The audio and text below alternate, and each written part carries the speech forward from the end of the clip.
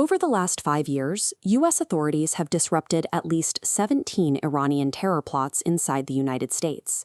Federal agents have arrested operatives conducting surveillance on private citizens, uncovered murder-for-hire schemes targeting former government officials, and tracked sleeper cells active within U.S. borders. The prevailing geopolitical assumption frames this aggression as a reactive tit-for-tat response. The narrative suggests these plots are simply retaliation for U.S. military strikes or an unavoidable byproduct of America's strategic alliance with Israel. The 2025 Annual Threat Assessment of the U.S. intelligence community officially validates these concerns. According to the report, Iran remains committed to a decade-long effort to develop surrogate networks inside the United States to strike at American interests. Ambassador Yoram Ettinger, a retired diplomat and researcher, argues in his report, The Ayatollah's War on America, that this conventional view is a misdiagnosis. He asserts that the U.S. is mistaking the regime's core identity for a series of modern political reactions. These plots are not isolated proxy disputes or modern retaliations. They are the latest tactical moves in a deliberate, ideologically driven war against the American homeland that the regime initiated in 1979. The 1979 Islamic Revolution established a new clerical regime with a core mission, the export of its revolution. This mandate was codified in the regime's constitution, school curriculum, and religious doctrine, all focused on bringing the United States to submission. The regime's ideology targets the U.S. as the great American Satan. This is an apocalyptic worldview that transcends traditional diplomatic negotiation or territorial disputes. It is a 1,400-year-old fanatic doctrine that views the conflict as a religious duty. The aggression was immediate and direct. In November 1979, the regime orchestrated the takeover of the U.S. Embassy in Tehran, holding 50 Americans hostage for 444 days. Throughout the 1980s, the violence expanded far beyond U.S.-Israel policies. In 1983, Iran-backed terrorists used truck bombs to destroy the U.S. Embassy and the Marine barracks in Beirut, killing 260 Americans. By the 1990s, the campaign reached into Saudi Arabia. In June 1996, Iran-controlled Hezbollah al-Hijaz used a truck bomb to blow up the Khobar Towers residence, murdering 19 U.S. Air Force personnel. This 40-year chronology demonstrates that the regime's anti-U.S. agenda is a foundational, constant objective, one that operates entirely independently of shifting regional alliances. Bypassing U.S. military superiority requires a different tactical approach.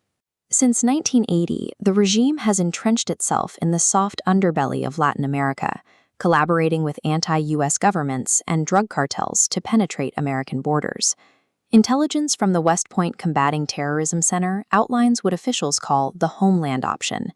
Iran utilizes 3 distinct pathways to strike America from within: direct agents, criminal surrogates, and terrorist proxies. The first pathway involves deploying Iranian agents to conduct surveillance on dissidents and student organizations. These operatives have been caught plotting the assassinations of former national security advisors and other senior U.S. officials on American soil. The second pathway relies on criminal surrogates to maintain plausible deniability. The regime hires narcotics traffickers, organized crime groups, and even members of biker gangs to execute kidnappings and murder-for-hire plots at the direction of Iranian intelligence. The third pathway uses terrorist proxies, most notably Hezbollah. These sleeper cells have been caught in major American cities stockpiling explosive precursors, like the 300 pounds of ammonium nitrate discovered in a Houston investigation, ready to be activated if the regime calls for a strike. The ideological war declared in Tehran 40 years ago has crossed the Atlantic, transforming into an active domestic threat entrenched within American borders. Because this hostility is structurally hardwired into the regime's identity, Ambassador Ettinger argues that traditional diplomatic tools lack the leverage to neutralize the threat.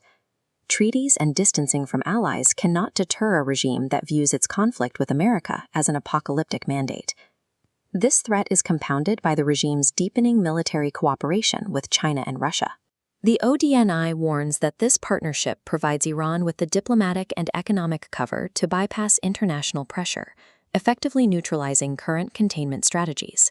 The stakes reach an existential level when considering Iran's nuclear horizon. The regime is pursuing the first-ever apocalyptic nuclear deterrent, a capability that would provide a permanent shield for its global terror network. The combination of deeply embedded homeland sleeper cells and a looming nuclear arsenal creates a unique threat that the current security posture is not designed to stop. With diplomatic avenues exhausted and the terror infrastructure already in place, Ambassador Ettinger concludes that the United States must move beyond reactive containment. He presents the uprooting of the Ayatollah regime as the only viable path to ending a war that is hardwired into the current government's existence. Removing this regime would sever the world's largest artery for state-sponsored terrorism and strip an apocalyptic power of its nuclear ambitions. Forfeiting this opportunity leaves the U.S. homeland exposed to a threat that will only grow more lethal under a nuclear umbrella. Securing the American homeland requires recognizing the true, independent nature of this 40-year ideological war. Only by addressing the source of the ideology can the U.S. finally dismantle the threat within its borders. For a deeper analysis of the intelligence presented here, you can find the full report by Ambassador Yoram Ettinger at the link below.